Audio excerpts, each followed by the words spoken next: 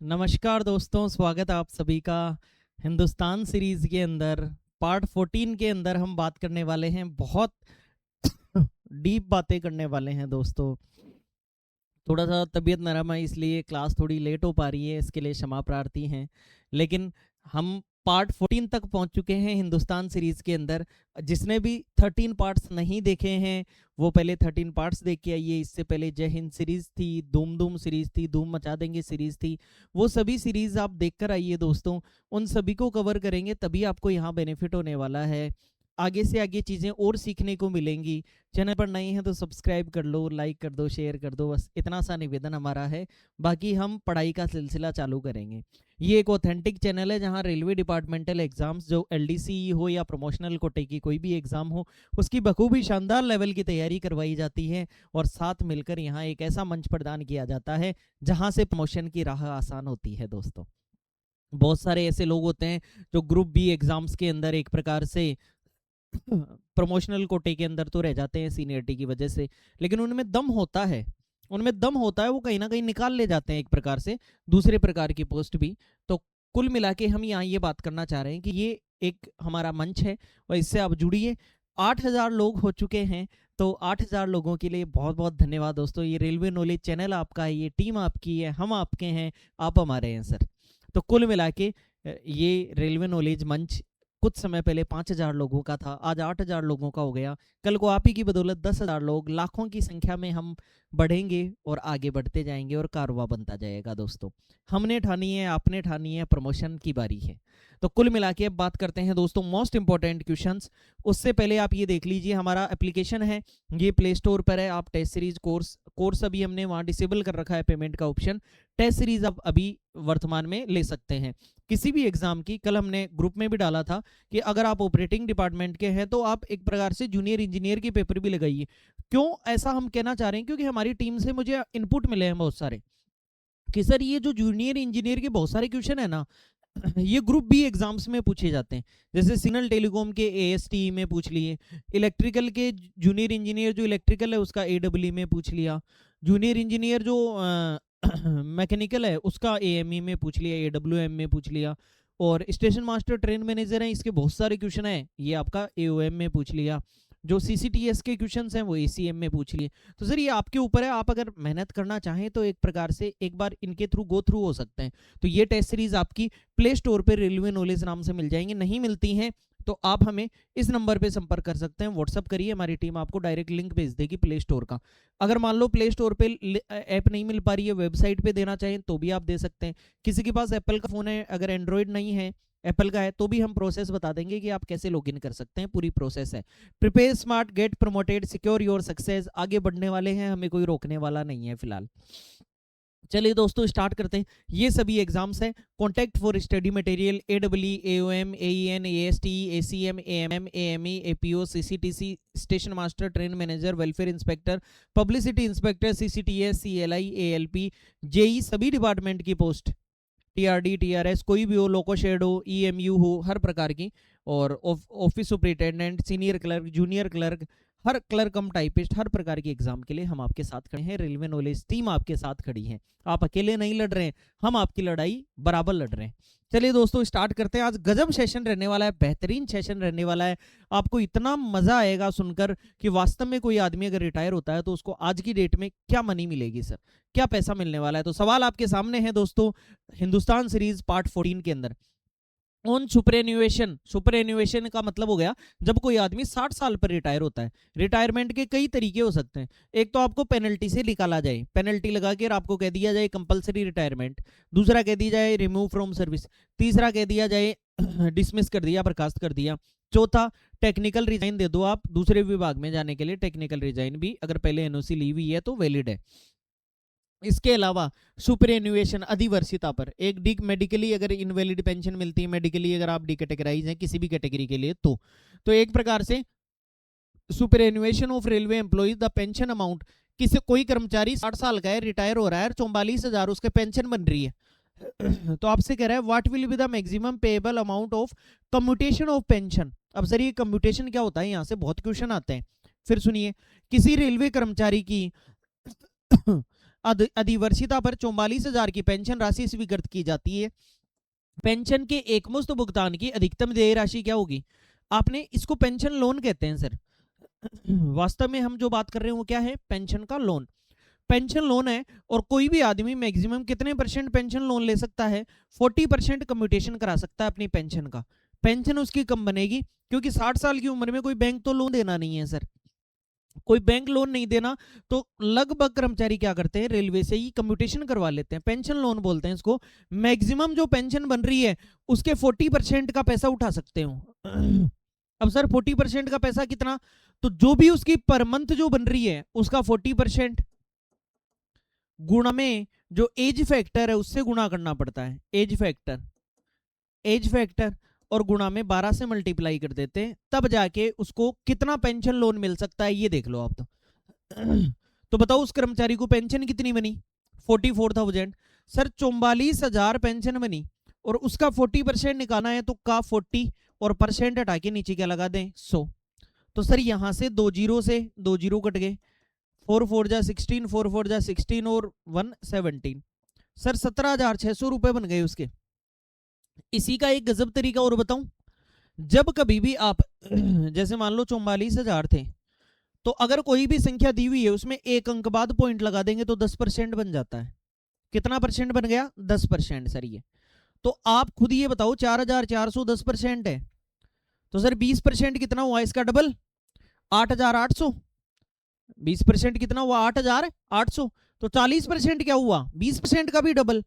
तो 8,800 का डबल, 8,000 का 16,000 और 800 का 1,600, तो 17,600 ही तो बना महाराज। आया समझ में? तो इस प्रकार से हम यहाँ आपको ये बताना चाह रहे हैं कि आप 40% कैसे निकाल सकते हो। बाकी अगर नॉर्मली जनरली आप ऐसे निकालना चाहो तो ऐसे निकालो सर, 17,600 रुपए उसका 40% निकला, लेकिन ये तो हर महीने का हुआ और आपको बताया कि पेंशन की राशि 15 साल तक उसके ब्याज समेत चुकाई जाती है, इसलिए 12 से गुणा इसलिए किया जाता है ताकि ब्याज समेत चूक जाए आदमी की राशि। तो अगर हम यहाँ बात करें तो इस कर्मचारी की पेंशन बनी 44,000, 17,600 रुपए हर महीने का 40% निकल गया उसका। अब सर 17,600, दूसरी चीज ये एज फैक्टर, तो सुपरएन्युएशन पर जब भी उसका 61वां जन्मदिन आता है, 61st बर्थडे आता है, तो इसके लिए एक फिटमेंट फैक्टर फिक्स होता है, 8 पॉइंट समथिंग है। ये देखो आगे पेज में हम दिखा देंगे, फिटमेंट फैक्टर 8.194 ये फिक्स होता है। जब 60 साल का आदमी रिटायरमेंट ले लेता है तो कितना पेंशन उठा सकता है, तो इसके लिए 17,600 आ गया, तो एज फैक्टर जो आ गया वो 8.194 हो गया और इंटू 12 कर दो सर। इन सबको गुणा करेंगे तो इतना पैसा उसको पेंशन लोन मिलेगा सर, उस कर्मचारी को इतना पैसा उसको क्या मिलेगा? पेंशन का लोन मिल जाएगा। अब सर क्या होगा? अब 60 साल की उम्र में उसको पैसा तो मिलता नहीं, तो अब वो रिटायर हो गया, एक मुश्त उसको ज्यादा पैसा मिल गया। एक मुश्त उसको ज्यादा पैसा कितना मिलेगा? लगभग 17,30,000 रुपए। 17 लाख रुपए उसने लोन ले लिए, तो सर घर पे थोड़ा पैसा तो लेके जाएगा ना आदमी, कोई काम धंधा करेगा, बच्चों को काम धंधा करके दे देगा, क्योंकि उसके बाद में उसके पास कोई ऑप्शन नहीं होता। और लगभग ये 1 रुपए सैकड़े 11-12% के लगभग रहता है इसकी रेट, जो पर्सनल लोन की रेट रहती है वो 11-12%। और गजब बात ये कि आदमी अगर दुनिया से चला गया तो फिर पीछे वालों को नहीं चुकाना पड़ता ही, फिर ये माफ हो जाता है। आदमी अगर चला गया तो पेंशन लोन पीछे वालों को नहीं चुकाना पड़ता, लेकिन अगर आदमी जिंदा है तो उसका, जैसे वो 60 साल का, सुपरएन्युएशन की बात हो रही है तो 60 साल याद कर लिया करो। तो जैसे मान लो वो 60 साल का है, तो जब वो 75 साल का होगा तब तक उसकी ये किस्त जाती रहेगी। सर किस्त कितने की जाएगी? जितना 40% होता है उसी की किस्त जाएगी 15 साल तक। जितना 40% होता है सर उसी की किस्त जाएगी, 17,600 रुपए की किस्त। मतलब एक प्रकार से पेंशन कम बनेगी उसको। सरकार कितनी पेंशन देती? 44,000 रुपए। अब 44 नहीं देगी सर, 44,000 रुपए में से आप 17,600 माइनस कर दो, इसका मतलब अब उसकी पेंशन कितनी आएगी ये सुनो। तो अब सर 17,000 कम किए तो कितने बचे? 27,000, और 600 और कम किए तो 26,400। सर इतनी ही पेंशन बनेगी उस आदमी की। अगर वह पेंशन लोन नहीं लेता तब तो पेंशन क्या बनती? 44,000, लेकिन पेंशन लोन ले लिया। अब पेंशन लोन मिलेगा कैसे? मैक्सिमम 40%, इससे कम लेना चाहे तो कम भी ले सकता है, लेकिन अपन ज्यादा से ज्यादा पैसा, कर्मचारी सोचे कि मुझे ज्यादा से ज्यादा कितना दे सकती है गवर्नमेंट, तो गवर्नमेंट ने कहा कि हम तो आपकी ये जो पेंशन बन रही है इसका 40% ले लो और इसको आपकी एज के फिटमेंट एज फैक्टर से मल्टीप्लाई कर दो और 12 से मल्टीप्लाई कर दो, हम तो आपको 17,30,573 रुपए लगभग इतने रुपए सर आपको दे सकते हैं। अब अगर हम आपको इतने रुपए दे सकते हैं, ये गवर्नमेंट ने कह दिया, तो अगर वह कर्मचारी 15 साल के अंदर इस लोन को चुकाने से पहले ही डेथ हो जाती है तो ये माफ हो जाएगा, क्लियरली एग्जम्पशन है फिर फैमिली को। लेकिन अगर कर्मचारी जिंदा रहता है तो वह 75 साल का होगा तब तक ये चूक जाएगा। तो बहुत बार ऐसा क्वेश्चन आ सकता है कि कम्यूटेशन ऑफ पेंशन, वापस बढ़ी हुई पेंशन कितने साल बाद, तो 15 साल तक पेंशन का पैसा लिया जाता है, उसके बाद में बहाल कर दिया जाता है। 15 ईयर्स के बाद में फिर से जितनी किस्त कट्टा करती थी वो ऐड होके उसको मिलने लग जाएगी। तो ये कहानी है सर, डिटेल में समझा देते हैं एक बार क्या है। देखो कैलकुलेशन सैंक्शनड पेंशन 44,000 रुपए पर मंथ अगर किसी की पेंशन बंधी हुई है तो उसकी कैलकुलेशन कैसे होगी, ध्यान से सुन लो।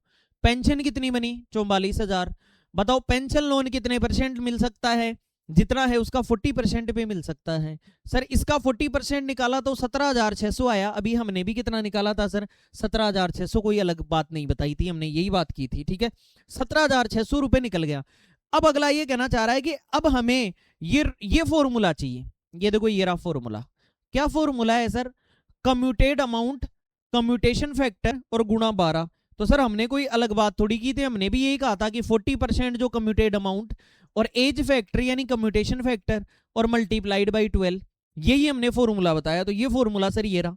अब सर ये कम्यूटेशन फैक्टर कितना होगा ये बताओ, अमाउंट तो निकाल लिया 17,600, तो अब ये जो एज्यूम्ड एज, भाई सुपरएन्युएशन है तो 60 साल का रिटायर हो रहा होगा ना, तो 60 साल या फिर 61st अगला बर्थडे हो, अगला 60 साल का हो जाए तो कम्यूटेशन फैक्टर कितना रहेगा 8.194 रहेगा सर कम्यूटेशन फैक्टर। ये भी याद रख लेना क्योंकि ये परमानेंट फिक्स रहता है 8.194 61st, तो 61st नेक्स्ट बर्थडे इज 8.194, ये इसका कम्यूटेशन फैक्टर रहेगा।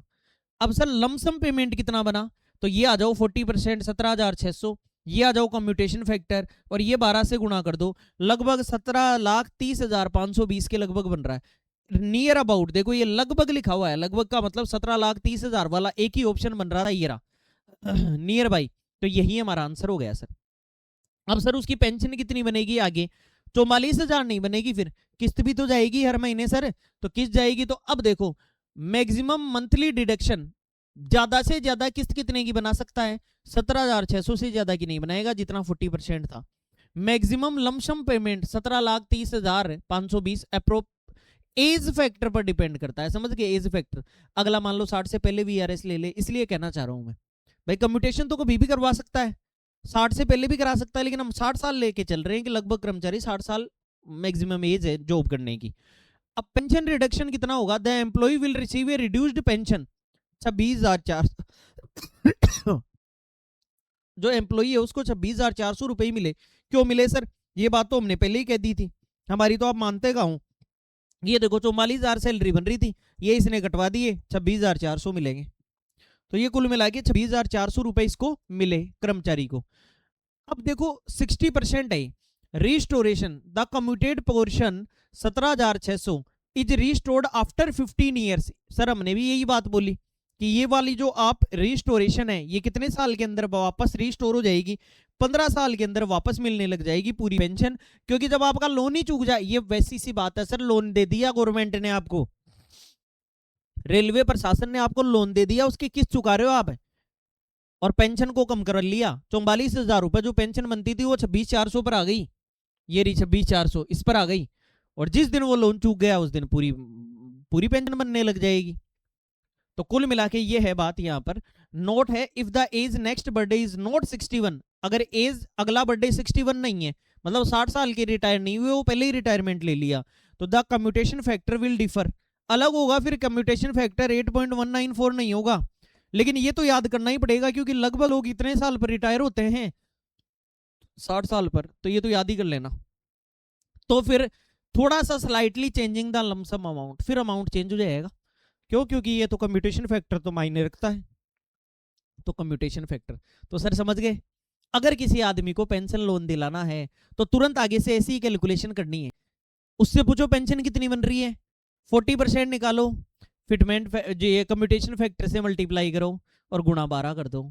आप कह दो इतना पैसा साहब आपको लोन मिल जाएगा, लेकिन मैक्सिमम जितना आपने 40% किया था उतने की किस्त बना सकते हो आप। 15 साल बाद में वापस रिस्टोर हो जाएगा मामला। अगर बीच में आप टपक गए तो फिर फैमिली को पैसा नहीं चुकाना पड़ेगा, हिसाब किताब बराबर। समझ गए? इस प्रकार की बात रहती है, इसलिए कर्मचारी अक्सर ले ही लेता है, ये पेंशन लोन ले लेता है, क्योंकि 2-4 चीजें तो मिलती हैं उसको। ग्रेजुएटी उसको मिलती है केवल, और छुट्टियों का पैसा मिलता है, और क्या मिलता है उसको, और तीसरा ये जो पेंशन लोन है ये मिलता है। इतने ही पैसे लेके आता है बेचारा, पूरी जिंदगी 60 साल तक नौकरी करता है। चलिए बात करते हैं, इस बार हम बेहतरीन गजब गजब सवाल लेके आए हैं। लाइक की भरमार कर दो ताकि और भी शानदार तरीके से आप तक चीजें पहुंचाएं। बहुत लोगों के डाउट रहता था कि सर पेंशन की कैलकुलेशन कैसे करते हैं, पेंशन के लोन की कैलकुलेशन कैसे करते हैं, जो कंपोजिट ट्रांसफर ग्रांट है, किसी का ट्रांसफर होता है उस समय पैसा मिलता है, उसकी कैलकुलेशन कैसे करते हैं। तो आइए सर आज आपके दिमाग में क्लियर करते हैं इन चीजों को, छांट छांट के सवाल लेके आए पार्ट 14 हिंदुस्तान सीरीज के अंदर। A railway employee on his superannuation, इसका मतलब अधिवर्षिता, 60 साल का हो गया रेलवे कर्मचारी, रिटायर हो रहा है, तो चेंज हिज रेजिडेंस, अगले ने अपना रेजिडेंस चेंज कर लिया। अगर वह निवास स्थान वर्क प्लेस पर ही है तो गड़बड़ हो जाएगी, लेकिन अगर वर्क प्लेस से दूर रह रहा है तो उसको सीटीजी मिलना चाहिए। समझ गए? Which is less than 20 kilometre away, मतलब 20 किलोमीटर से कम है, from the existing one, his last basic pay, उसके आखिरी बेसिक पे 84,000 है। What will be the amount to be pay as CTG. तो सबसे पहले सीटीजी की फुल फॉर्म देख लो सर, ये होता है composite transfer grant, composite transfer grant, इसे कहते हैं सर सीटीजी। किसी भी नॉर्मली सेवा में रहते हुए कर्मचारी का अगर एडमिनिस्ट्रेटिव तौर पर, प्रशासनिक आधार पर अगर ट्रांसफर होता है तो वह सीटीजी का हकदार है। क्या नियम कहता है? नियम कहता है 20 किलोमीटर के अंदर, ये कहता है, और नियम कहता है 20 किलोमीटर के बाद, ये कहता है, और ये आपको ये कहता है कि उस कर्मचारी को सीटीजी मिलना चाहिए, पैसा मिलना चाहिए। बहुत खर्चे हो जाते हैं बेचारे के, ज्वाइनिंग टाइम तो मिलता ही है, 1000 किलोमीटर के अंदर ट्रांसफर हुआ है तो 10 दिन, 1000 से 2000 के अंदर 12 दिन, और 2000 से ऊपर दूरी पर ट्रांसफर हुआ है एडमिनिस्ट्रेटिव तौर पर, म्यूचुअल और ऑन रिक्वेस्ट की बात नहीं कर रहा मैं, ध्यान रखना, तो फिर 15 दिन। और अगर पता लग गया कि आपने AILTC ले लिया है, हवाई यात्रा की अनुमति है आपको, तो फिर आपको 12 दिन ही ज्वाइनिंग टाइम मिलेंगे। तो कुल मिला के सीटीजी भी मिलता है। तो अब इस सीटीजी में सबसे बड़ी बात तो ये होती है कि ये बेसिक का ही मिलता है, इसमें डीए फैक्टर नहीं होता, डीएनएस अलाउंस महंगाई भत्ता नहीं होता, इसमें केवल बेसिक होता है सर। अब सर 20 किलोमीटर के बाद तो अगले को उस बेसिक का 80% पैसा मिलेगा, 20 किलोमीटर के बाद तो उसको कितना मिलेगा, 80% पैसा मिलेगा, लेकिन 20 किलोमीटर के अंदर उसको 33 1/3% पैसा मिलेगा, बेसिक का 1/3, यहां बेसिक का 4/5 और यहां बेसिक का 1/3। ऐसे रूल है सर, ये नियम है। 20 किलोमीटर के अंदर जा रहा है तो ज्यादा पैसे नहीं मिलेंगे, 20 किलोमीटर से दूर जा रहा है कितना ही जाए 80% बेसिक का मिलेगा, सीटीजी जिसे कंपोजिट ट्रांसफर ग्रांट कहते हैं। अब आपसे सीधा सीधा ये कहना चाह रहा है कि किलोमीटर के हिसाब से क्वेश्चन क्या कह रहा है। तो एक रेलवे कर्मचारी ने अपनी अधिवर्षिता पर अपना निवास स्थान बदला जो कि वर्तमान निवास स्थान से 20 किलोमीटर से कम है। अब सर मामला तो ये वाला आ गया, 20 किलोमीटर से कम है, उसका अंतिम मूल वेतन जो बेसिक है वो 84,000 है, तो सीटीजी के रूप में उसको कितना पैसा मिलेगा। आप खुद सोचिए कि सीटीजी मिलता है 20 किलोमीटर को देखकर, तो ये तो 20 किलोमीटर के अंदर वाली बात हो गई, तो आप तो उसके बेसिक का 1/3 करोगे, आप तो उसके बेसिक का क्या करोगे सर, 1/3। लेकिन यही तो काम आती चीज है सर, यह रूल सर्विस में रहने वाले कर्मचारी के लिए है, रिटायरमेंट पर लागू नहीं है। अब सर क्या रूल लागू नहीं है, यह किलोमीटर वाली कहानी रिटायरमेंट पर लागू नहीं है। सर डूब जाओगे, ऐसा क्वेश्चन आ गया तो डूब जाओगे, नहीं डूबे हुए समझो। आधों ने तो आंसर ही डिसाइड कर लिया था कि इसका 1/3 कर दो, 28,000 रुपए। सर 28 तो ऑप्शन में नहीं है, होता तो ज्यादा चकमा खाते आप। तो सर 1/3 इसका करना ही नहीं है। बात किस चीज की हो रही है ये तो समझो, रिटायरमेंट की बात हो रही है सर, अधिवर्षिता पर रिटायरमेंट की बात हो रही है, और रिटायरमेंट के ऊपर किलोमीटर का कोई फैक्टर नहीं है, 80% पैसा ही मिलेगा सर। बोलो गजब बात। सर्विंग एम्प्लॉय के लिए 20 किलोमीटर से कम और 20 किलोमीटर से ज्यादा का फर्क पड़ेगा, लेकिन रिटायरमेंट पर ये 20 किलोमीटर वाली चीज हटा दी रेलवे बोर्ड ने। कब हटाई, लेकिन सबसे पहले 80% निकाल लेते हैं। 80% किसका, 84,000 का, 84,000 का 80 और परसेंट हटा के क्या लगा दें सर, 100 लगा दो, परसेंट का साइन हटा के 100 लगा दिया करो तुरंत। बताओ 2 जीरो से 2 जीरो। अब देखो ये दोनों जीरो तो बाद में लगा देंगे, 8 से गुणा कर लेता हूँ 84 को, 8 चौक 32, हासिल कितनी 3, 8 8 जा 64, 67। बोलो सर जी ये ऑप्शन में है या नहीं है 67,200? आप कहेंगे सर गजब करामात बात हो गई। अगर कोई कर्मचारी रिटायर हो रहा है और वर्क प्लेस से अगर उसका निवास स्थान दूर है, भी चाहे 5 किलोमीटर ही हो, 7 किलोमीटर ही हो, 8 किलोमीटर से अधिक दूरी पर है, तो कुल मिला के उसको 80% पैसा मिलेगा। 80%, चाहे वो 20 किलोमीटर के अंदर के दायरे में हो, चाहे 20 किलोमीटर के बाहर के दायरे में हो, इसलिए रेजिडेंस बार बार चेंज कराने की जरूरत नहीं है। कौन सा रेलवे बोर्ड का रूल ये कहता है, आओ सर हम बताते हैं रेलवे बोर्ड का कौन सा रूल कहता है। For a railway employee with the last basic pay, 84,000 last basic pay है रिटायरिंग के time, moving to a residence less than 20 kilometre, less than 20 kilometre से कम, the amount payable as composite transfer grant CTG 67,200। Sir ये 80% ये हमने निकाल के बता दिया। Provide there is a physical change of residence. फिर अगला कह रहा है while older rules restricted the grant to 1/3। देखो पुराने नियम क्या कहते थे, पुराने नियम ये कहते थे कि 1/3 ही मिलेगा 20 किलोमीटर के अंदर, डिस्टेंस अंडर 20 किलोमीटर। पुराने नियम ये कहा करते थे recent ministry of railway orders, अभी recently currently ministry of railway ने ऑर्डर दिया है, किसमें दिया है सर, आरबीई, यही तो ले डूबती हैं। पूरे नियम आप पहले वाले पढ़ लेते हो और आरबीई के थ्रू कोई नया ऑर्डर जारी कर दिया जाता है हर साल।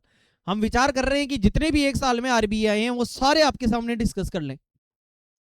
जैसे यूपीएस के बारे में बहुत क्वेश्चन पूछा जाता है, सर ये आरबीई बहुत इंपॉर्टेंट है, ये 91 2025 है सर, यूपीएस के बारे में बहुत पूछता है। कहां भाग गया, रुक जाओ यार, कहां भागोगे, पढ़ा लेना दो।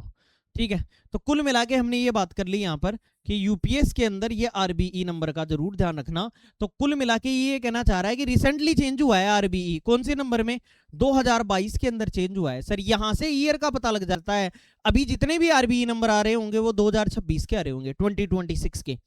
लास्ट ईयर जो भी आए होंगे वो 2025 के आए होंगे। तो ये 2022 के अंदर 16 नंबर का चेंजमेंट है, ये 16 नंबर का चेंजमेंट है। तो ये आरबीई के थ्रू ये मिला। और have removed the distance condition for retiring employees, very important sir. आप कह दोगे कि सर्विंग एम्प्लॉइज का भी कर दिया गया, नहीं sir, only for retiring employees, retirement होने वाले कर्मचारियों के लिए ये है।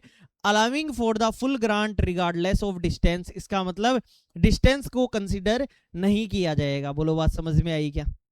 इसे कहते हैं सीटीजी कंपोजिट ट्रांसफर ग्रांट। अगर सर्विंग कैंडिडेट है, सर्विंग कैंडिडेट को एक प्रकार से उसको 20 किलोमीटर का दायरा फिक्स है, 20 किलोमीटर से ज्यादा दूरी पर ट्रांसफर हुआ है, एडमिनिस्ट्रेटिव तौर पर, प्रशासनिक तौर पर ट्रांसफर हुआ है अगर, तब तो उसको 80% पैसा मिलेगा, और 20 किलोमीटर के अंदर है तो 1/3 पैसा मिलेगा।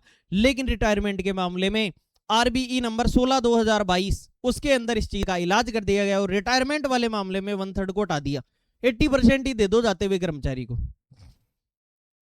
इस प्रकार से बात की। आओ सर लाजवाब, क्या करें सर, सवाल देखें या आपको देखें, समझ में नहीं आ रहा। बहुत शानदार, आज हम आपको कैलकुलेशन सारी समझाने वाले हैं। पहले पेंशन की, पेंशन लोन की कैलकुलेशन समझाई, उसके बाद में सेकंड सीटीजी की कंडीशन समझाई, उसके बाद में तीसरा। अब सवाल देखो, आपको मजा आ जाएगा सर सवाल को देख के। क्वेश्चन कह रहा है एक रेलवे एम्प्लॉय अपॉइंट हुआ कब, 15/11/1990, 15 नवंबर 1990 को वह अपॉइंटमेंट लिया उसने। हिज लास्ट बेसिक पे, अब वर्तमान में उसके आखिरी बेसिक पे 66,000 है सर, 66,000 उसकी लास्ट बेसिक पे है। और at the time of retirement, retirement के टाइम उसके पास 270 एलएपी हैं।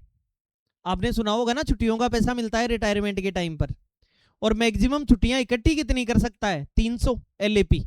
एलएपी कितनी इकट्ठी हो सकती है, 300। और एलएचएपी कितनी भी हो सकती है, मेडिकल लीव। तो और 200 उसके पास एलएचएपी है सर, इन इज क्रेडिट 200 एलएचएपी है। आपसे कह रहा है what will be the leave encashment payable, छुट्टियों का पैसा कितना मिलेगा at the time of retirement. और डीए, अरे महंगाई भत्ता भी लगाना है, 42%।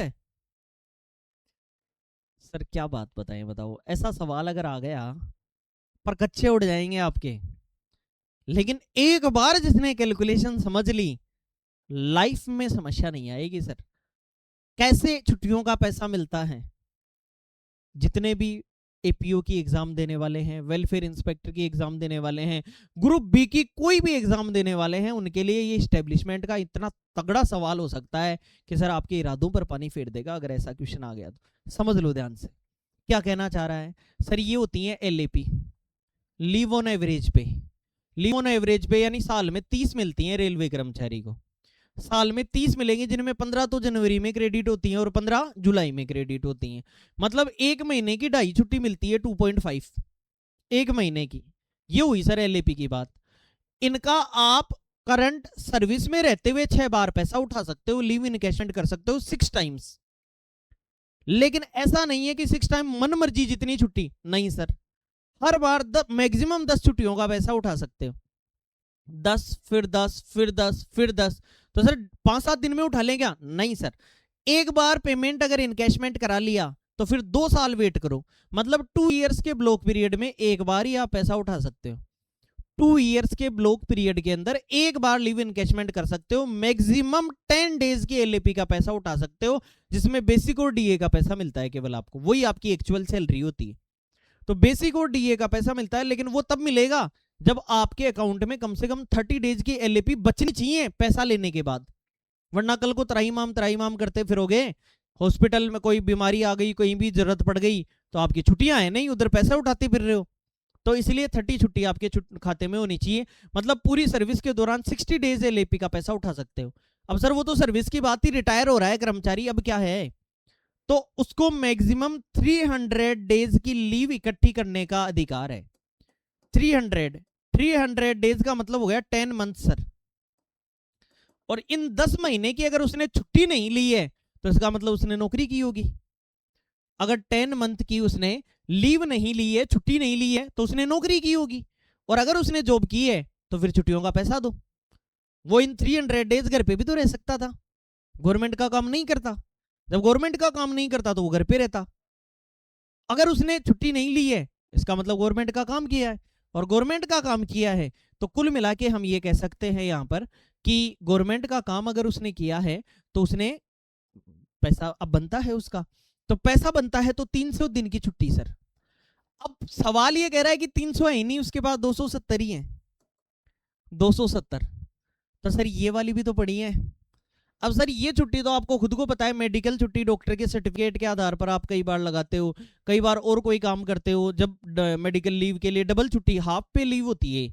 मतलब एक दिन कटवाना है तो 2 छुट्टी कुर्बान करो, 2 दिन निकालने हैं तो 4 छुट्टी कुर्बान करो, 10 दिन निकालने हैं तो 20 छुट्टी कुर्बान करो। और ये एलएचएपी मिलती भी साल की 20 ही है। 20 का मतलब 10 दिन पूरे पूरे काट सकते हो आप इनसे। एलएचएपी ये है, कम्यूटेड लीव लगाई जाती है, एलएचएपी कटती है उसके अंदर। तो कुल मिला के ये पड़ी है उसके। और कितनी पड़ी है उसके पास? 200। हम तो इस कर्मचारी की बात करेंगे, इस रेलवे सर्वेंट की बात करेंगे। तो कितनी पड़ी है उसके पास? 200। लेकिन सर ये रूल ये कहता है कि सर 30 एलएचएपी ही बनेंगी, ना कि 300 दिन बनाए जाएंगे। ध्यान रखना। मतलब 300 दिन का मतलब मैं सीधा सीधा ये कहना चाह रहा हूं कि ऐसा नहीं है कि 60 एलएचएपी काट लें और 30 डेज का पूरा वेतन दे दें, ऐसा कभी नहीं होगा। ऐसे तो फिर लीव जो हो गई वो 270 और 60 330 लीव हो गई सर। 330 छुट्टियां 300 होनी चाहिए, कैसी मिला लो चाहे लाके, एलएपी मिला लो एलएचएपी मिला लो, दोनों मिला के छुट्टियां 300। तो सर मामला यहां पर थोड़ा सा सौदा गड़बड़ आता है। कैसे? 270 तो उसके पास एलएपी पड़ी थी और 30 एलएचएपी, मतलब टोटल लीव कितनी हो गई? 300 डेज की लीव हो गई। अब सर इनका पैसा उसको मिलना है। अब इनका पैसा मिलना है तो गजब बात सुनो, पैसा मिलना है तो बेसिक और डीए ही मिलता है। बेसिक प्लस क्या मिलता है सर? डीए। तो सर सबसे पहले तो इन 270 दिन का पैसा देख लो, बोलो क्लियर। अब इस कर्मचारी का एक महीने का बेसिक पे कितना है? 66,000। तो पहले एक महीने के पैसे देखेंगे, फिर 270 दिन के देखेंगे। ध्यान से सुन लो, उसकी बेसिक पे कितनी है? 66,000। तो डीए भी तो लगाओ, बेसिक और डीए दोनों मिलता है। तो सर ये लो जी, 66,000 66,000 तो बेसिक हो गई, बोलो हो गई बेसिक। अब इसका 42% तो 66,000 गुणा 42/100, तो 2 जीरो से 2 जीरो। अब सर इसको मल्टीप्लाई कर लो, 660 को 42 से मल्टीप्लाई कर लो। मैं कर लेता हूँ फटाफट एक बार, ताकि अपन को ये पता लग जाए कि कितना निकल के आया। 660 इंटू 42 सर 27,720 आया। कितना आया? 27,720। ये एक प्रकार से इसका डीए बन गया। तो इसको बेसिक भी मिलेगी, इसका डीए भी मिलेगा। तो इन दोनों को अगर जोड़ दूं 66,000 और इन दोनों को ऐड कर दूं तो 02738 और 19 93,720 रुपए 30 दिन की सैलरी है सर, ये 30 डेज की। एक महीने की बात कर रहे हैं हम। देख लो यहां कह रहा है ना लास्ट बेसिक पे 1 महीने की होती है ना, तो 1 महीने का पैसा हो गया। तो 270 दिन का पैसा जोड़ना है, तो 93,720 ये 30 दिन का पैसा है, 270 दिन का पैसा जोड़ लो सर। केवल 270 दिन की एलएपी का पैसा है ये। सोल्व करते हैं। 0 से 0, 3 से 9 टाइम्स, 9 से मल्टीप्लाई कर दो। 9 2 जा 18, 9 7 जा 63 और 64 कैरी फॉरवर्ड 6, 9 3 जा 27, 27 और 6 कितना हो गया? 33। हासिल कितनी? 3। 9 गुणा 9 81, 81 और 3 84, 84 आ गया सर, और 0 लगा दो। ये लो जी सर 8,43,480 रुपए। अगर उसको पैसा मिला तो सर अभी ये मिला थोड़ी है, अभी तो आधी छुट्टियों का पैसा तो नहीं देखा अपन ने। तो 8,43,480 रुपए मिल गया सर। अब एलएचईपी का पैसा और देख लेते हैं। तो आप सीधा सीधा यहां से इतना दिमाग क्यों लगा रहे हो, इसका आधा ही कर दो ना। अगर ये 30 दिन की छुट्टी है तो 15 दिन की एलएपी हो गई एक प्रकार से, इनका पैसा जोड़ना है। अगर 30 दिन की छुट्टी है, एलएचपी है, हाफ पे लीव है, तो पैसा कितने दिन का मिला? 15 दिन का। तो इसका आधा कर दो सर। ये पूरे महीने की सैलरी थी तो इसका आधा कर दो। इसका आधा करेंगे, हाफ करते हैं तो कितना आता है? 4 दूनी 8, 6 दूनी 12, 8 दूनी 16, 6 46,860 रुपए और दे दो इसको। तो 46,860 रुपए, सॉरी नीचे लिखना पड़ेगा हमें, कैसे खिसक रहा है, क्या इरादे हैं। 46,860 रुपए और दे दो इसको।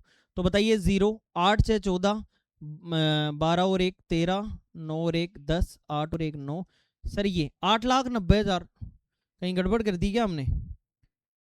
कुल मिला के इस प्रकार कैलकुलेशन देख लेना थोड़ा सा एक बार, मतलब कुल अभी आगे वाली इस सीरीज में देख लेते हैं अपन। देखो यहाँ हम क्या बात करना चाह रहे हैं। हमने ये कहा सीधा सीधा कि अगर उसको एनकैश करा रहे हैं, पैसा दे रहे हैं अगले को, तो 300 दिन का पैसा दिया जा सकता है कर्मचारी अगर रिटायर हो रहा है तो। अब ध्यान से देखो, एम्प्लॉय के पास एलएपी कितनी है? 270। अब बचे हुए जो 30 दिन है वो कहां से लिए जाएंगे? एलएचपी के। एलएपी होते तो सीधा एलएपी के ही पैसे दे देते 300 के, लेकिन एलएचपी भी जुड़ सकती हैं, लेकिन जुड़ेंगी कितनी? सर जितने दिन बचे हैं उतनी। अब पैसा उनका आधा मिलता है तो हम क्या करें? तो कुल मिला के आपने 270 तो एलएपी दे दी, और जो बचे हुए 30 दिन है ये एलएचपी दे दी, लेकिन इनका पैसा 15 दिन का ही बनेगा क्योंकि हाफ पे, आधा ही पे मिलता है इसमें।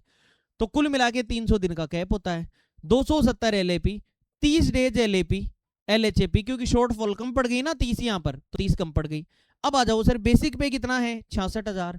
डीए कितना है? 42%, 27,720 डीए बन गया। यही बना था क्या? ये रहा सर 27,720 डीए। तो बेसिक और डीए 93,720 रुपए उसको मिल रहे हैं। तो सर ये रहा 93,720 रुपए, ये उसके पर मंथ बन रहे हैं। अगर पर मंथ बन रहे हैं तो उसके 270 दिन का पैसा तो देखो।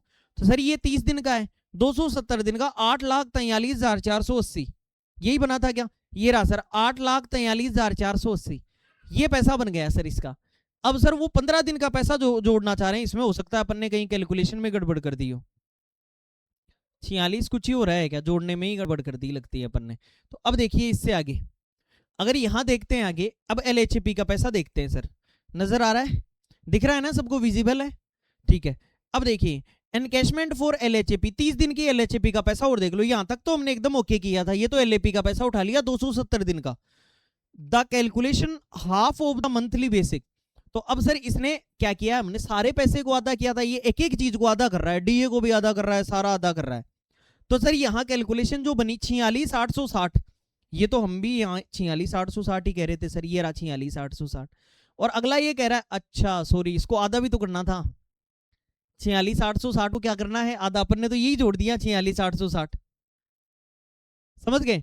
तो कुल मिला के 46,860, और उसके अंदर क्या कहना चाह रहा है देखो, 46,860 इसका एक प्रकार से ये रहा 46,860 30 दिन, और गुणा ये 32,731, 30 से तो कटना चाहिए 46,860, यही आंसर आना चाहिए जो हम बता रहे हैं, यही एक्चुअली में 8,90,340, इसमें ऑप्शन में 8,90,340, सॉरी हाँ ये वाला ही आंसर आ गया सर, ये वाला आंसर रहेगा। ठीक है, तो कुल मिला के हमारी ये वाली बात समझ में आ गई सर। एलएपी का पैसा कैसे मिलता है, एलएचएपी का पैसा कितनी जुड़ेंगी, क्या होगा, बोलो बैठ रहा है दिमाग में?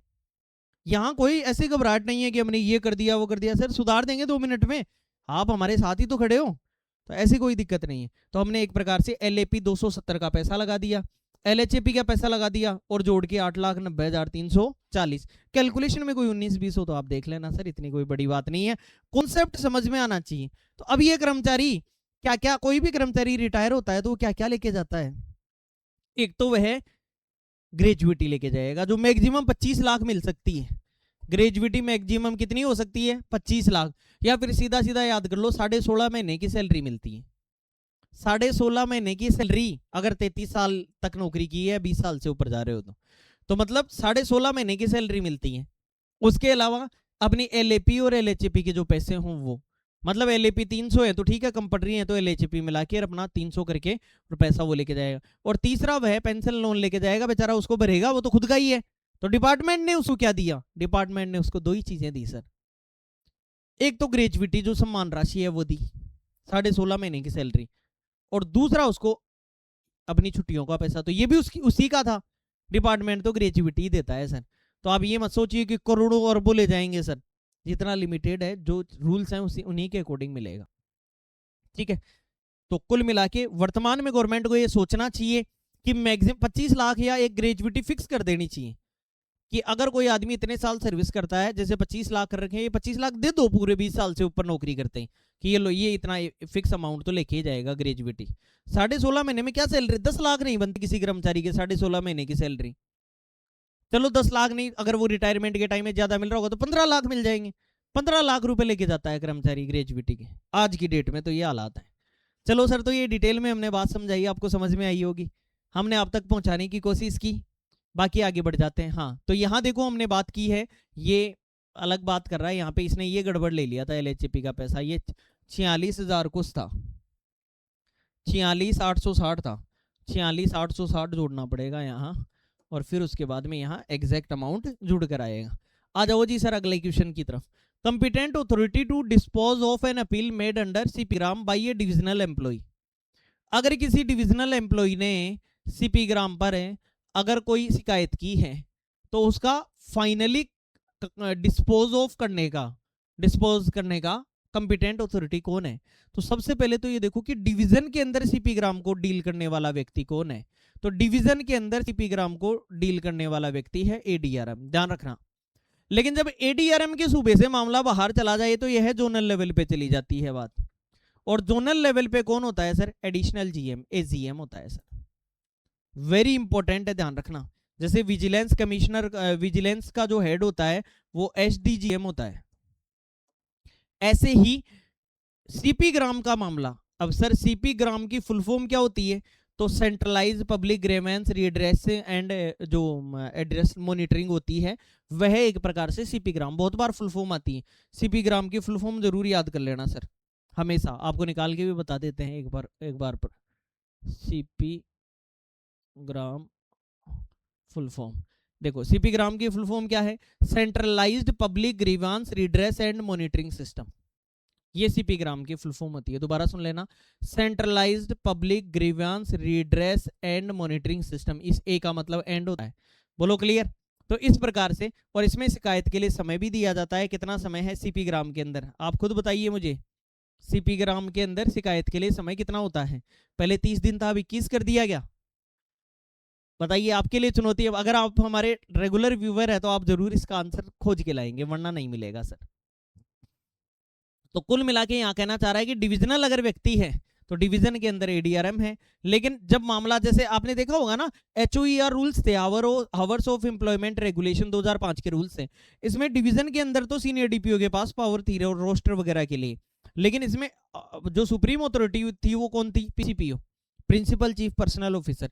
ऐसे ही इसके अंदर भी एडीआरएम है, लेकिन आपसे ये कहे कि अगर सीपी ग्राम के लिए सुप्रीम अथॉरिटी कौन है तो आप तो सीधा एजीएम आंसर कर देना, एक्चुअली में डिवीजन में एडीआरएम होता है, जोनल में एजीएम होता है। जब आंसर रेलवे ने माना तो इसका भी एजीएम ही माना था, लेकिन एक्चुअली में रेलवे को आंसर देना चाहिए था डिवीजन में एडीआरएम और जोनल लेवल पे एजीएम। ये जरूर ध्यान रखें। आ रहा है समझ में?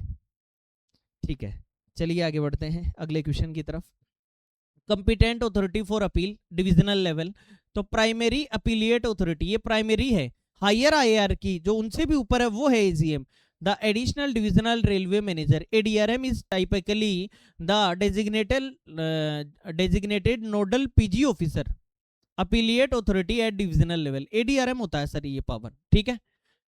और appellate authority for higher hierarchy, if the original grievance was disposed of by ADRM, the appeal will be processed by the next senior official, generally at the zonal headquarter level, such as additional GM, AGM or the designated zonal nodal, जो zonal है nodal है PG officer, ये होता है sir. बोलो clear? तो ये जरूर ध्यान रखें, आंसर इसका एजीएम माना गया था उस समय, लेकिन डिविजनल की बात हो तो एडीआरएम ही करना और जोनल लेवल पे एजीएम। हाँ जी सर, आगे बढ़ जाते हैं।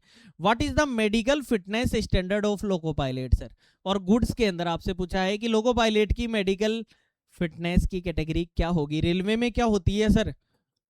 A1, A2, B1, B2, C1, C2, इस प्रकार से C3 भी होती है कैटेगरी, ठीक है। मेडिकल कैटेगरी C3 भी होती है रेलवे के अंदर।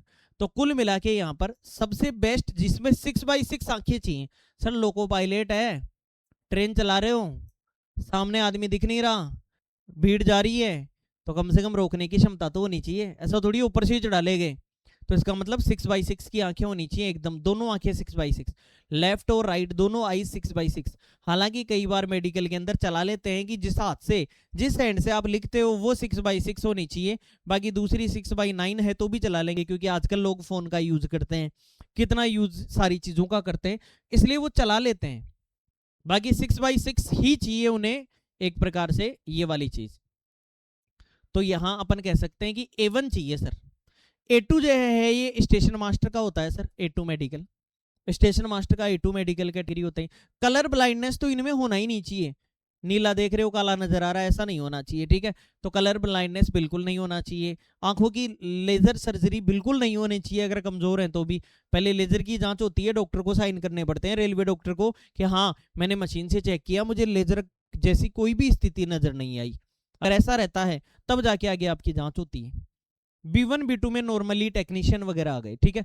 B1 B2 के अंदर नॉर्मली टेक्नीशियन हेल्पर जो भी रेलवे के अंदर आते हैं, तो ठीक ठाक उनकी जरूरत पड़े, उनके अंग वगैरह ठीक हो सारे। और C1 C2 C3 इसके अंदर वो स्टाफ आता है सर, वो स्टाफ जो क्लेरिकल कैडर का हो, क्लर्क हो, बाबू जो क्लर्क है, मिनिस्ट्रियल स्टाफ है, मिनिस्ट्रियल स्टाफ, ये वाले जो लोग हैं, इनका अगर एक कान नहीं है, एक हाथ नहीं है, एक पैर नहीं है, एक आंख फुटी हुई है, मतलब नहीं है सर। आप बस ठीक ठाक होना, वो चीज यहाँ चाहिए। तो एक प्रकार से यहाँ चश्मा लगा हुआ है, यहाँ चश्मा अलाउड नहीं है, ध्यान रखना। अगर आपने गॉगल्स लगा रखे हैं तो अलाउड नहीं है। यहाँ आप जरूर ध्यान रखें कि यहाँ चश्मा लगा रखा है तो चश्मे के नंबर बता दो, चश्मे से कर लेगा काम, अगला काम ही ऐसा है सीट का। तो एक प्रकार से यहाँ पर अगर आपसे पूछा जाए लोको पायलट माल का मानक मेडिकल फिटनेस क्या है, तो A1 है सर। A1 कैटेगरी का फिटनेस होना चाहिए। अब A1 कैटेगरी के अंदर क्या क्या है? The medical standard for a loco pilot goods in Indian railways is A1, ध्यान रखना A1 होना चाहिए फिटनेस कैटेगरी। क्या क्या रिक्वायरमेंट रहती है? फिजिकल और विजुअल हेल्थ। विजुअल क्योंकि लोको पायलट का काम ही देखने से है सर, वो बैठा बैठा ट्रेन चलाएगा, गुड्स चलाए, चाहे कैसी भी ट्रेन चलाए, उसको दिखाई देना चाहिए। तो एक प्रकार से विजुअल्स उनकी, इसीलिए तो इनका ध्यान रखें हमेशा 45 साल की एज तक साल में हर 4 साल से एक बार मेडिकल होता है, एक बार। और 45 से 55 तक हर 2 साल में एक बार मेडिकल होता है। और 55 से 60 तक ईयरली इनका मेडिकल होता है, हर साल इनका मेडिकल होगा कि फिट हो या नहीं हो। सर खुद तो डूबोगे सर, हम सबको ले डूबोगे, तो ऐसा काम नहीं होना चाहिए। तो इसीलिए लोको पायलट के संबंध में ऐसी बातें की गई हैं। तो A1 कैटेगरी। अब सर फिजिकली और विजुअल हेल्थ अच्छी होनी चाहिए। की स्टैंडर्ड इंक्लूड ए डिस्टेंस विजन, देखो 6x6 होनी चाहिए दोनों आंखें, 6x6 का मतलब होता है कि 6 मीटर की दूरी पर लिखी हुई चीज मुझे दिखनी चाहिए और पढ़ने में आनी चाहिए। 6x6। आप में से बहुत सारे लोग चश्मा लगाते होंगे, और चश्मा लगाते हैं तो आप कहेंगे कि चश्मा लगाते हैं तो वह व्यक्ति वो हॉस्पिटल में जाता है तो एक बॉक्स बना हुआ रहता है, ऊपर बड़े बड़े अक्षर रहते हैं, फिर छोटे रहते हैं, फिर छोटे। आपने देखा होगा ए एक्स, फिर ओ पी वाई, फिर थोड़ा और छोटा डी ए बी सी, फिर और छोटा U P X C H O H D P M C, ऐसे बोलो, ऐसा लिखा हुआ रहता है, ऐसा डब्बा बना हुआ दिखेगा, या फिर आपको सी बने हुए दिखेंगे ऐसे ऐसे, ये वाली चीज ऐसे बना हुआ दिखेगा। तो आपसे पूछेगा सी का माउथ किधर खुला हुआ है, इधर राइट लेफ्ट ऊपर नीचे ऐसे। तो इस प्रकार की चीजें आपसे पूछी जाती है, हिंदी में भी पूछ लेता है, कोई बड़ी बात नहीं। इसे कहते हैं डिस्टेंस विजन। एक दूर की दृष्टि और पास, ये तो दूर की हो गई, एक पास की भी पूछते हैं। आपकी जो नाभि होती है ना, इस नाभि के पास एकदम छोटे छोटे अक्षर आपको दिखाई जाएंगे। नाभि के पास क्या दिखाया जाएगा? एकदम छोटे छोटे अक्षर आपको दिखाई जाएंगे इस नाभि के पास, और जो छोटे छोटे अक्षर हैं उनको दिखा के और फिर आपको बताया जाएगा कुल मिला के कि आप पढ़िए। अगर आपसे पढ़ा गया तो नियर विजन भी आपकी ओके है। ध्यान रखना, बहुत छोटे अक्षर होते हैं तो आप एकदम ओके हैं। तो ही नो ग्लासेज अलाउड, सर चश्मा अलाउड नहीं है, जो ग्लासेज आप लगाते हैं वो अलाउड नहीं है इस पोस्ट के लिए, A1 कैटेगरी के मेडिकल के लिए। Near vision 0.6, near vision 0.6 by 0.6 होना चाहिए। Passing test for colour vision, colour vision का टेस्ट भी पास करना पड़ेगा A1 के अंदर। बाइनोक्यूलर विजन, बाइनोक्यूलर विजन भी टेस्ट करवा सकते हैं आपसे। फील्ड ऑफ विजन, देखकर दूरी से, डिस्टेंस से। And the night vision, night में भी आपको दिखना चाहिए, कोई कलर ब्लाइंडनेस ऐसी कोई चीज नहीं होनी चाहिए सर। ये A1 कैटेगरी के मेडिकल के लिए आता है। ये लोको पायलट के लिए जरूरी है, स्टेशन मास्टर के लिए A2 चाहिए। ध्यान रखना, हर प्रकार की एग्जाम के लिए आप इस चीज को देख सकते हैं। आ जाइए सर अगले सवाल। अगला कह रहा है how many digits are there in PPAN of NPS subscribers. NPS ग्राहकों के PPAN में कितने अंक होते हैं? तो कुल मिला के PPAN की फुल फॉर्म पूछ ली तो भी सर हम तो डूब गए, अंक तो बाद में बताएंगे। तो सर अगर ये पूछ लिए तो ये होता है सर परमानेंट, परमानेंट जब आप रिटायर होंगे तब ज्यादा काम आएगा, pension, permanent pension account number, account number, ये इस प्रकार से। और ये 16 अंकों का होता है, 16 डिजिट्स का होता है। ये जरूर ध्यान रखें, ऐसा क्वेश्चन हाई फाई और बहुत वायरल क्वेश्चन में से रहता है कि कितने अंक होते हैं। तो सर PPAN का मतलब, एक कई बार आपने वर्ड सुने होंगे, देखो 2-4 वर्ड, PPAN, एक आपने सुना होगा PRAN, प्राण kit, permanent retirement account number, ये NPS के अंदर चाहिए होते थे। बोलो क्लियर? तो प्राण किट। एक आपने कंसाइनी कोड सुना होगा, हर डिपो का, अगर आप UDM यूज करते हैं, यूजर डिपो मॉड्यूल, तो कंसाइनी कोड भी बहुत इंपॉर्टेंट है, ये 5 अंकों का होता है। एक आप अगर कोई सामान बुक करते हैं UDM के थ्रू IMMIS पर, तो आप PL नंबर की भी आपको बहुत बार जरूरत पड़ती है, ये 8 अंकों का होता है PL नंबर। एक आपका PNR नंबर होता है, इसके बारे में भी बहुत क्वेश्चन आता है, कितने अंकों का होता है। पैसेंजर नेम रिकॉर्ड इसकी फुल फॉर्म होती है। तो सर ये बहुत सारे हैं, तो इनको कैसे याद करें? तो आओ सर एक बार रिपीट कर लेते हैं। ये तो 16 अंकों का होता है, देखिए क्या कहना चाह रहा है। PPAN permanent pension account number, sir हमने ये फुल फॉर्म तो बता दी, आगे से याद रखना।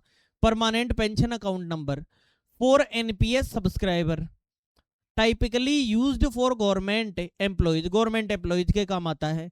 कंसिस्ट ऑफ 16 डिजिट, 16 अंकों का होता है सर। ये 4-4 अंक 4 बार लिखे हुए रहते हैं, ठीक है, 4-4 अंक 4 बार लिखे हुए रहते हैं।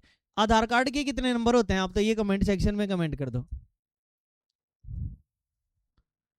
आधार कार्ड में कितने नंबर होते हैं? सर आगे आने वाले टाइम में ऐसा क्वेश्चन पूछ लिया ना तो आप गिनोगे खुद का।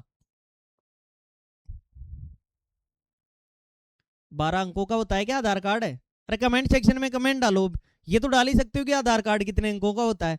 आप सिर्फ पकड़ोगे कि सर ये क्या पूछ लिया आपने, हमने आधार कार्ड इतने साल हो गए काम में लेते हुए, आधार कार्ड के अंक नहीं पता। फिर आगे, this number is allotted by the concerned पे एंड अकाउंट्स ऑफिस, जो PAO है और DDO है, with the first 4 digit often indicating the calendar year, शुरू के जो 4 अंक होते हैं वो ईयर को, ताकि एक कर्मचारी की पहचान में ज्यादा समस्या ना हो। जैसे ही वो अपने पीपीएएन नंबर लेके आएगा तुरंत पहचान जाएंगे कि ये कौन से ईयर का कर्मचारी है। तो एक तो शुरू के जो 4 डिजिट होते हैं वो तो indicating the calendar year of joining government service, government service को कब ज्वाइन किया था उसका समय होता है। अब सर एक होता है प्रान नंबर, इसके बारे में भी जान लो। ये टेक्निकल टीम आजकल बहुत मेहनत कर रही है, अगर आपको लगता है कर रही है तो बताओ। देखो कितनी चीजें, पीपीएन की बात हो रही है, प्रान नंबर का भी मैटर ले आए। चलिए, प्रान नंबर होता है परमानेंट रिटायरमेंट अकाउंट नंबर। फर्क इतना सा होता है पीपीएन में पेंशन अकाउंट नंबर और ये होता है retirement account number. For national pension system NPS की बात हो रही है यहाँ पे। Subscriber consist of 12 digit. Sir यही तो मारता है आदमी को, परमानेंट पेंशन अकाउंट नंबर और permanent retirement account number. Sir retirement account number जो होगा वो तो 12 अंकों का होगा, लेकिन शुरू के 4 अंक जो एक्स्ट्रा होते हैं पेंशन वाले वो आपके ज्वाइनिंग की डेट को दिखाते हैं, तो वहां यहाँ 12 डिजिट होते हैं। This unique permanent number is assigned to each subscriber upon registration and remains valid throughout their lifetime. पूरी लाइफ टाइम ये प्रान नंबर शुरू में ही मिल जाते हैं। जब आदमी का कॉन्ट्रीब्यूशन 10% जब कटने लग जाता है शुरू में ही प्रान किटा जाता है रिगार्ड, और वो किसके नाम से आता है, सीनियर, अगर डिवीजन में है तो सीनियर डीपीओ या सीनियर डीएफएम के नाम से आता है। ऑफ चेंजेज इन एम्प्लॉयमेंट और location acting as the primary identifier for all account transactions. अब सर पीपीओ नंबर भी होता है, पेंशन पेमेंट ऑर्डर, बहुत बार फुल फॉर्म पूछता है इसकी। गजब कर दिया भाई टेक्निकल टीम, धन्य हो आप। चलो पीपीओ भी ले आए, pension payment order. Pension payment order की अगर बात करें तो नंबर कंसिस्ट ऑफ 12 डिजिट, ये भी 12 डिजिट का होता है। चलो यहां तो थोड़ी सी सुकून मिला कि ये प्रान नंबर है ये भी 12 डिजिट का, और पीपीओ नंबर भी कितने डिजिट का, 12 डिजिट का। दिस यूनिक नंबर है acts as a permanent identifier for all pension related transaction and communication under the employ pension scheme, EPS. EPS की फुल फॉर्म पूछे तो एम्प्लॉय पेंशन स्कीम, ध्यान रखना।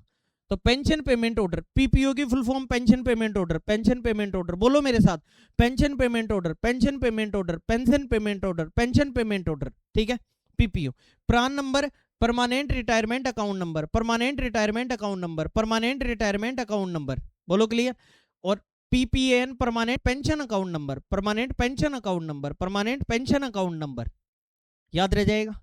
तो कुल मिला के ये हमने बात की, आगे और देख लेते हैं और क्या कहना चाह रहे हैं। चलो पीएल नंबर, पीएल नंबर की फुल फॉर्म पूछे तो price list number. PL number की फुल फॉर्म ये 8 अंकों का होता है, प्राइस लिस्ट नंबर, ताकि किसी भी वस्तु की पहचान तुरंत हो सके। पीएल नंबर डाले तुरंत वस्तु निकल के आ गई। किसी भी डिपार्टमेंट के लिए वस्तु का पीएल कोड, ये पीएल नंबर उन्हीं चीजों का होगा। देखो आइटम 2 तरीके का हो सकता है, एक तो स्टॉक में रहने वाला डेली काम आने वाला स्टॉक वाला आइटम, स्टॉक आइटम, और एक नॉन स्टॉक आइटम जो कभी कभी जरूरत पड़ती है। किसी ऑफिस में कुर्सियां मंगानी है, कंप्यूटर वगैरह मंगवाना है, ये नॉन स्टॉक आइटम होते हैं, इनके लिए इंडेंट बनाना पड़ता है। चेकलिस्ट, जस्टिफिकेशन, पीओ डाउनलोड करोगे आप एक परचेजिंग ऑर्डर जेम से, तो ये सारे डाउनलोड करके और फिर आप इंडेंट बनाते हो और सामान आपके पास आता है। लेकिन उनका कभी भी पीएल नंबर नहीं होगा नॉन स्टॉक आइटम का। लेकिन जो स्टॉक आइटम है, जो डेली जरूरत है, जो आप अपने फिक्स स्टोर से लेके आते हो हर तिमाही के अंदर, तो वो जो लेके आते हो एएसी बना के बेचते हो आप, एवरेज एनुअल कंजम्पशन या एंटीसिपेटेड एवरेज कंजम्पशन, वो जो बेचते हो वो पीएल नंबर होते हैं। कि ये चीज हमें, सीधी सी बात ये है कि क्लास में नया बच्चा आया है तो उसका नाम कोई नहीं लिखता, 2 दिन तक उसका नाम नहीं लिखेंगे, लेकिन बच्चे ने एडमिशन ले लिया, फीस ले लिया, तो उसको रोल नंबर दे देते हैं। बोलो देते हैं नहीं देते। तो एक प्रकार से पीएल नंबर रोल नंबर हो गया सर। वस्तु डेली काम में आ रही है, वस्तु के नाम से कौन याद रहेगा, रेलवे में वस्तुओं का तो नाम बहुत बड़ा होता है, कोई वायर है, कितना क्या क्या लिखते हैं उसके बारे में जानकारी। तो इसलिए फिर वो अगर उसने एडमिशन ले लिया, मतलब हमारे स्टोर में आ गई वो चीज, तो अब उसको हमने पीएल नंबर दे दिया। पीएल नंबर से प्राइस लिस्ट नंबर 8 अंकों का होता है। तो सीधा सीधा ये कहना चाह रहा है price list number in the Indian railway is an 8 digit code used to uniquely identify stock item. ये रहा सर स्टॉक आइटम, मैं फालतू ही चिल्ला रहा था, यहीं पढ़ लेते हैं आप तो ये सारा। तो स्टॉक आइटम को वेरीफाई करता है। These 8 digit are structured into 4 parts to represent the main group. देखो ये जो 8 के 8 डिजिट है, ये 2-2 डिजिट क्या दिखाते हैं, 4 ग्रुप में बांट रखे हैं 2-2 के। शुरू के 2 मेन ग्रुप को दिखाते हैं, शुरू के 2 मेन ग्रुप। मेन ग्रुप का मतलब जैसे आप कोई आइटम मंगा रहे हैं स्टोर से, तो आप टाइप ऑफ स्टोर, कैसे स्टोर का काम है भाई, कोई स्टोर लोहा रखता है, कोई स्टोर स्टील रखता है, कोई वायर रखता है, कोई लाइट रखता है सिग्नल वाली, कोई स्टोर शूज रखता है सेफ्टी शूज, कोई स्टोर ड्रेस रखता है, तो बहुत सारी चीजें हैं, साबुन डस्टर रखता है। तो एक प्रकार से दीज 8 डिजिट्स आर, तो इनमें टाइप ऑफ स्टोर, कैसा स्टोर में जाना है आपको। तीसरा और चौथा डिजिट सब ग्रुप को दिखाता है। मेजर असेंबली, मेजर असेंबली जैसे मान लो आप स्टील के स्टोर में गए तो यहाँ स्टील, अब सर स्टील भी कैसा, स्टेनलेस स्टील या कैसा स्टील, तो वो आ गया। पांचवा, छठवां, सातवां, serial number of the item, उस आइटम का सीरियल नंबर। और लास्ट आठवां, check digit for computer validation, computer validation के लिए चेक डिजिट। सर ये पीएल नंबर होता है, तो स्टॉक आइटम के लिए होता है, नॉन स्टॉक आइटम जो है वो इंडेंट करके मंगाया जाता है। अब सर एक आपने पीएनआर नंबर सुना होगा, अरे रुक जाओ रे, इतना भी इतनी थोड़ी लगाने लग गए यार, ऐसे तो बहुत टाइम लग जाएगा एक एक क्वेश्चन कराने में। क्वेश्चन था पीपीएएन नंबर का, यहां हम पढ़ रहे हैं price list number, PNR number, PRAN number और PPO number, pension payment order. PNR का मतलब होता है पैसेंजर नेम रिकॉर्ड, ये बहुत बार एग्जाम में आता है PNR, passenger name record, passenger name record, passenger name record, passenger name record, passenger name record. अरे आवाज इको नहीं कर रही है, आप बोलो मेरे साथ है, बोलने से चीजें याद होती हैं। पैसेंजर नेम रिकॉर्ड, ठीक है। Number in Indian railways is 10 digit का होता है सर ये, तो मोटी मोटी बात बता दूं आपको। पीपीए नंबर 16 डिजिट का, 16 डिजिट। प्रान नंबर और पीपीओ नंबर 12 डिजिट का, 12 डिजिट का। प्राइस लिस्ट नंबर 8 डिजिट का, और ये लास्ट वाला पीएनआर नंबर ये 10 डिजिट का होता है, 10 डिजिट्स का होता है। Unique numeric code, it is generated by the IRCTC ticket booking system.